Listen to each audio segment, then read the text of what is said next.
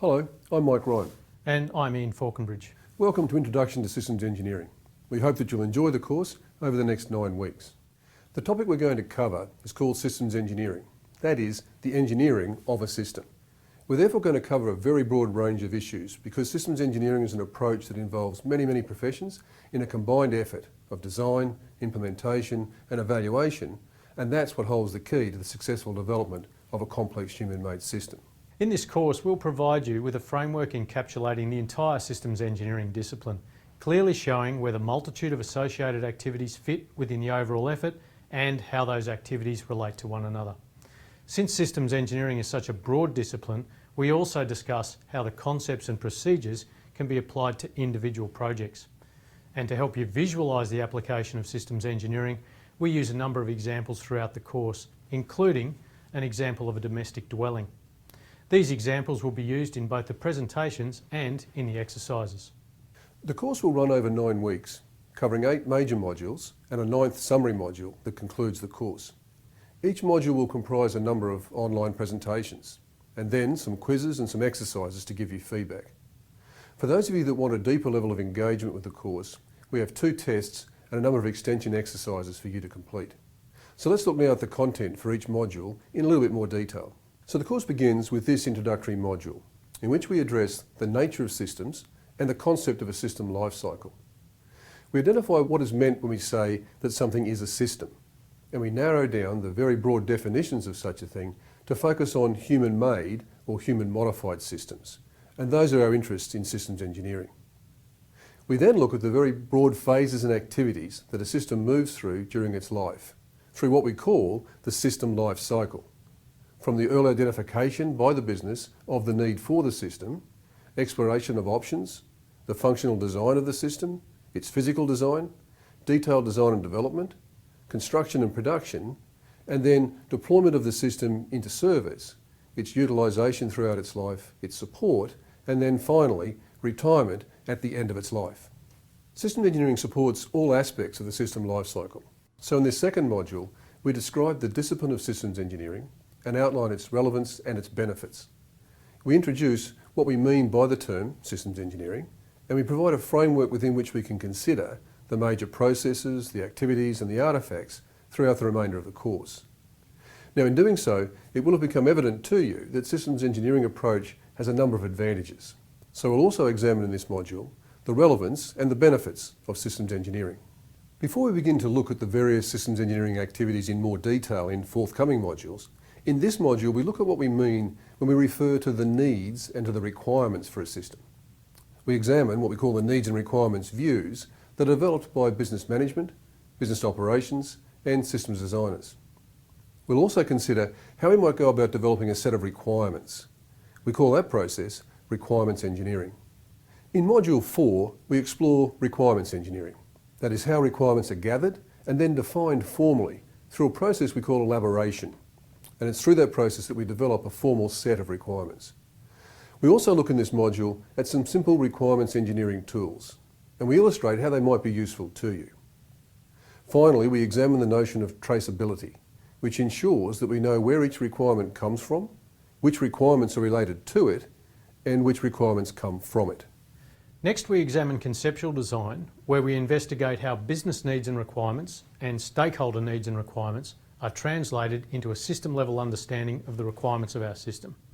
This understanding will tell us what the system needs to be able to do, how well it needs to perform, and what other systems it needs to interact with in order to meet the stakeholder and business needs and requirements.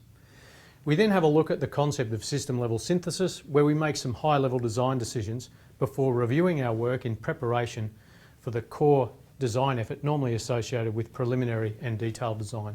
In Module 6, we pick up from where we left off at the end of conceptual design, and we discuss how we start making some more detailed design decisions. During preliminary design, we will look at identifying the various subsystems that need to come together to form our system. What do those subsystems need to be able to do? How do those subsystems need to interrelate? Can we source those subsystems off the shelf, or do they need to be designed from the ground up? These are key questions of preliminary design. For the subsystems that need to be designed or modified, some level of detailed design will be required. We will look at the detailed design process and talk about the tools like prototyping and how those tools help to refine the detailed design. We then move on to constructing and producing the system against the detailed design from the previous stage. During construction and production, we look at critical systems engineering activities such as configuration audits and system verification. The system then enters the utilisation phase, where we explore how systems engineering may continue to be involved via modification and upgrade projects. We finish this section by looking briefly at some of the issues we face when trying to dispose of or retire systems that are no longer required. In this module, we explore some of the key management issues that systems engineering must address in order to maintain balance and control across the systems engineering effort. We look specifically at issues such as verification and validation, configuration management, technical risk management, and the management of the technical review and audit program. We also explore some of the broad strategies that might be adopted when executing a systems engineering process. Whilst we have used what is generally referred to as a waterfall approach throughout this course to explain systems engineering, in this module we also briefly introduce alternatives such as the incremental and evolutionary development approaches. We conclude the module by emphasising the importance of planning and tailoring throughout the systems engineering program and the development of a governing plan known as the Systems Engineering Management Plan, or simply the SEMP. Module 9 concludes the major material for the course. This final module provides a brief summary of the course, but also provides feedback for you on the assignments from Module 8. As well as the presentations, the course is also supported by a number of other course elements. At the end of each module, you'll be able to use a number of online quizzes to provide you with feedback as to how well you've absorbed the material. You can attempt these quizzes as many times as you like, and there's no time limit to complete the quiz. At the end of each module, there are also exercises that will provide you with feedback on the application of the module's content. Each exercise will have suggested solutions posted so that you can confirm how well you did. For those of you that feel you wish to engage more deeply with the material, there are some additional tests and extension exercises. When you feel ready, you can complete the appropriate test, but please remember, unlike the quizzes, you only have one attempt at each test within the time limit. Also at the end of each module, there are extension exercises that you'll hand in and have assessed. Feedback for those extension exercises will also be available once they've been assessed. Please also check the additional resources we provide for you. There's a glossary containing a list of abbreviations and acronyms, which you'll definitely find useful if you're meeting the material for the first time, a list of associated readings, and some links to related materials that you may be interested in.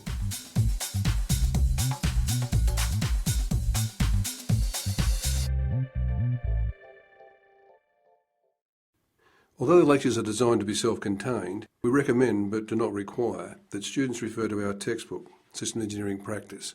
It's available from Amazon or from the publisher. Now, the text is not required, but it is useful if you wish to support the videos with textual information. It's a little easier to read. The relevant sections of the text are listed in the reading, course notes and textbooks. For an abbreviated description of the material, we also recommend, but again don't require, that you refer to our electronic book, Introduction to Systems Engineering, which is also available through Amazon. We've also provided a list of suggested standards, websites and books that may be of interest to you. Please see the reading Other Useful Resources. You may also be interested to hear of the Master of Systems Engineering program at UNSW Canberra. The program is purposely designed to provide modern postgraduate students with a program that broadens their knowledge and skills rather than deepen, as they might in a traditional science or engineering program. Consequently, enrolment in the program is open to students from any disciplinary background. The Master of Systems Engineering program comprises 8 courses, which can be completed over 1 year full-time study or an equivalent part-time period. There are 4 compulsory courses: Systems Engineering Practice, Requirements Engineering, Test and Evaluation, and Systems Thinking and Modelling. And then there are 4 elective courses. By choosing 2 of those 4 courses from a nominated set, students can specialise in networking, maritime systems, space systems, test and evaluation, electronic warfare, weapons and ordnance, simulation, or reliability engineering. Now, all of our courses are offered asynchronously, that is, you do not have to be logged on at any particular time. All course material is available to you at any time.